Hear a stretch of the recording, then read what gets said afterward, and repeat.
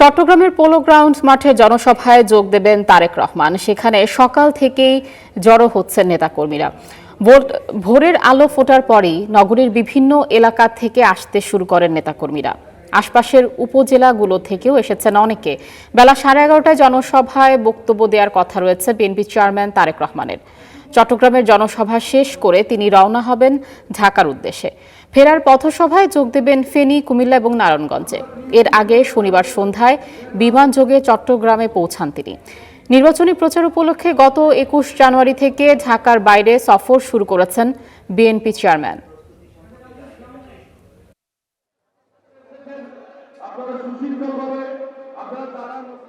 Chittagong polo ground মাঠে আছেন সহকর্মী জাকারিয়া আহমেদ। আমরা সরাসরি যুক্ত হব তার সাথে। জাকারিয়া, নিশ্চয় শুনতে পাচ্ছেন, তারেক রহমান কখন বক্তব্য রাখবেন এবং সবশেষ প্রস্তুতি সেখানে আসলে কেমন দেখছেন জানাবেন। আমরা রয়েছি চট্টগ্রামের পোলো গ্রাউন্ড মাঠে, যে মাঠে কিছুক্ষণ পরেই বিএনপি চেয়ারম্যান তারেক রহমান নির্বাচনী যে জনসভা, সেই জনসভায় বক্তব্য রাখবেন। আমরা দেখতে পাচ্ছি যে পোলো গ্রাউন্ড মাঠে নেতাকর্মীরা এসে উপস্থিত হয়েছেন। তারা মিছিল, স্লোগান নিয়ে তারা আনন্দমুখর পরিবেশে এই পোলো গ্রাউন্ড মাঠে এসে হাজির হচ্ছেন। আমার সহকর্মী মিজানকে একটু অনুরোধ করব একটু এই মাঠের চিত্রটি দেখানোর জন্য।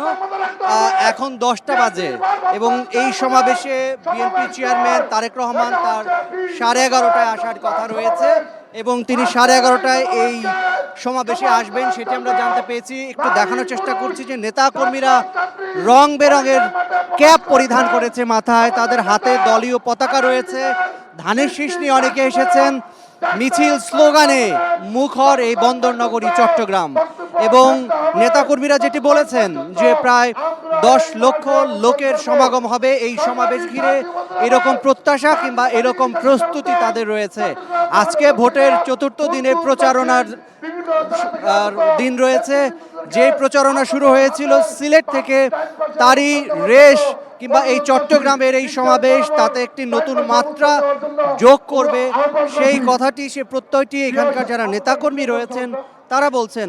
আমরা এবার একটু কথা বলতে চাই, দু একজনের সঙ্গে একটু জানতে চাই। আজকের এই সমাবেশে তারেক রহমান বক্তব্য দেবেন, যিনি 2 দশক পর, 21 বছর পরে চট্টগ্রামে আসলেন। আপনারা কি প্রত্যাশা করছেন তার কাছ থেকে? কি বক্তব্য শুনতে চান? বিসমিল্লাহির রহমানির রহিম।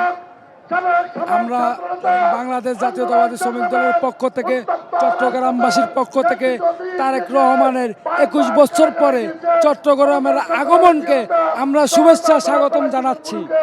আর এই সাথে আমরা অঙ্গীকার করছি যে আগামী তারুণের ভোট ধানের শীষের পক্ষে হোক।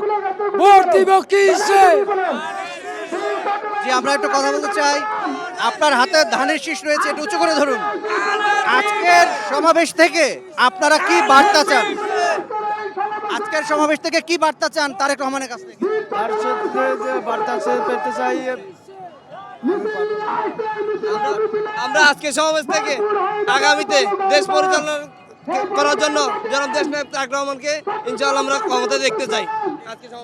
আমরা আজকে দেশ নায়ক তারেক রহমানের আমাদের চট্টগ্রাম থেকে এক নায়ক তারেক রহমান আমাদেরকে চট্টগ্রামের জন্য বার্তা দিবেন। আমরা তারেক রহমানের জন্য ধানের শীষে আমরা 12 তারিখ সকাল আমরা প্রমাণ করে দেব চট্টগ্রামবাসী তারেক জিয়ার জন্য, দেশনেত্রী বেগম খালেদা জিয়ার জন্য জান প্রাণ দিয়ে আমরা প্রমাণ করে দিতে চাই এই তারেক জিয়া ধানের শীষ।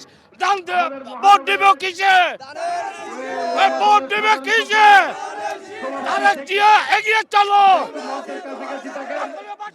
আমরা আমাদের যারা স্টার নিউজের দর্শক রয়েছে তাদেরকে একটু বলতে চাই যে আজকের এই সমাবেশে স্বতঃস্ফূর্তভাবে নেতাকর্মীরা অংশ নিয়েছেন এবং তারা স্লোগান দিচ্ছেন। আগামী নির্বাচনে 12 তারিখে যে নির্বাচনটি অনুষ্ঠিত হবে ফেব্রুয়ারির, সেই নির্বাচনে ধানের শীষকে বিজয়ী করার যে আহ্বান, যে স্লোগান উঠেছে, তারা বলছে গণতন্ত্র, মানবাধিকার এবং ভোটের অধিকার প্রতিষ্ঠিত করতে হলে ধানের শীষকে বিজয়ী করার বিকল্প তাদের কাছে নেই।